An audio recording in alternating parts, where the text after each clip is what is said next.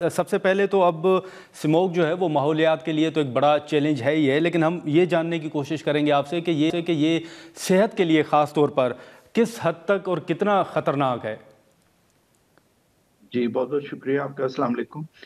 देखें, जो स्मॉग है वो आप देख ही रहे हैं पूरे पंजाब के इलाके में। इवन इस्लामाबाद में भी एयर क्वालिटी इंडेक्स बहुत बढ़ गया है 2-3 दिनों में। तो इससे जो है ना मरीज़ों को काफ़ी परेशानी है। बहुत सारे लोग हमारे पास आ रहे हैं और लोग यही समझ रहे हैं कि ये वेदर चेंज की वज़ह से जो यहाँ पे कॉमन कोल्ड या फ्लू होता है सीज़न में, वो हो रहा है। इसके बरक्स जो है वो ज़्यादा जो बीमारी लेके लोग आ रहे हैं वो स्मॉग की वज़ह से है। जिसमें इरिटेशन है उनकी अच्छा। आँखों की, उनकी जलन है, उसमें से पानी बहता है, उनको फ्लू लाइक सिम्पटम्स है, नज़ला ज़ुकाम हो रहा है, गला खराब हो रहा है। और जो लोग जो बीमार हैं, जिनको एलर्जीज़ हैं, उनको जो है ये फेफड़ों की सोज़िश हुई हुई है और उसको उनको दमे का अटैक हुआ हुआ है, या वो लोग जिनको फेफड़ों की बीमारी है, दिल की बीमारी है या कोई और बीमारी है, उसमें जो है ये जो स्मॉग है वो उनकी बीमारी को जो है वो ज़्यादा कर देती है और ज़्यादा लोग अस्पतालों में पहुँच जाते हैं। उसमें उनको हार्ट हम्म। अटैक भी हो सकता है, निमोनिया भी हो सकता है और बाकी जो मसले हैं उनके साथ भी वो आ सकते हैं। नहीं, लेकिन डॉक्टर साहब, क्या ये हकीकत है कि जो गुज़िश्ता साल था 2023 में भी स्मोक का एक इशू था, तो अगर हम कंपेयर करें तो उस साल से इस साल जो है ज़्यादा पेशेंट जो है वो सामने आए हैं?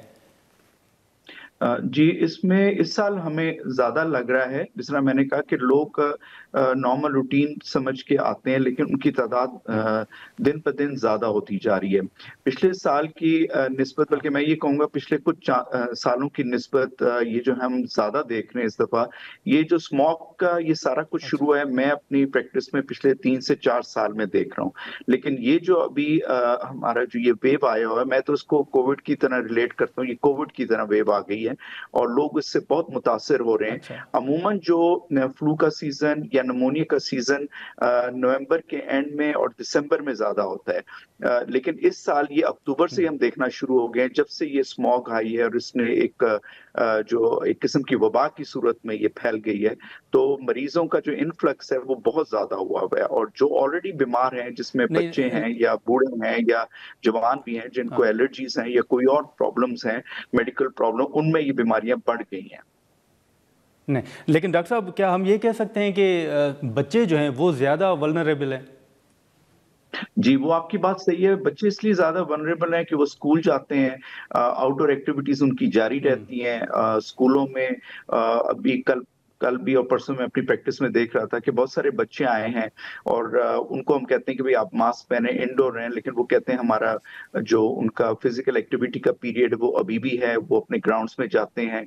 तो इसका मतलब है कि बात है। वो ज़्यादा एक्सपोज़ हैं। बाकी जो लोग हैं वो भी कारोबार करते हैं, जाते हैं, लेकिन ज़्यादातर जो होते हैं बच्चों का आउटडोर ज़्यादा एक्सपोज़र होता है बनिस्बत बाकियों के।